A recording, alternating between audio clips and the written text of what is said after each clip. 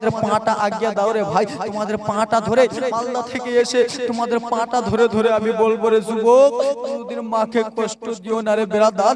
মা যদি কষ্ট পেয়ে নেয় তোমার জন্য জান্নাত হারাম হয়ে যাবে। বাবা যদি কষ্ট পেয়ে নেয় তোমার জন্য জান্নাত হারাম হয়ে যাবে। এ যুবক ভাই, তুমি আগেকার কথাগুলো একটু খেয়াল করো যুবক। তোমার বাবা কত কষ্ট করে, আব্বাজান আবার তুমি যদি বাবাকে বলেছো বাবা আমাকে একটা আপেল এনে দাও, বাবার কাছে টাকা নাই রে, বাবার কাছে পয়সা নাই রে, বাবা বন্ধুর কাছে যে বলে বন্ধু রে আমাকে 100টা টাকা দে। বন্ধু জিজ্ঞেস করেছে বলো কিসের জন্য তোমাকে 100 টাকা দেব? বাবা জননী আমার বন্ধুর কাছে ছোট হয়ে বলে বন্ধু রে আমার ছোট্ট বেটাটা, আমার ছোট্ট মেয়েটা আপেল খেতে চেয়েছে, আমি যদি না নিয়ে যাই আমার মেয়েটা কান্না করবে, আমার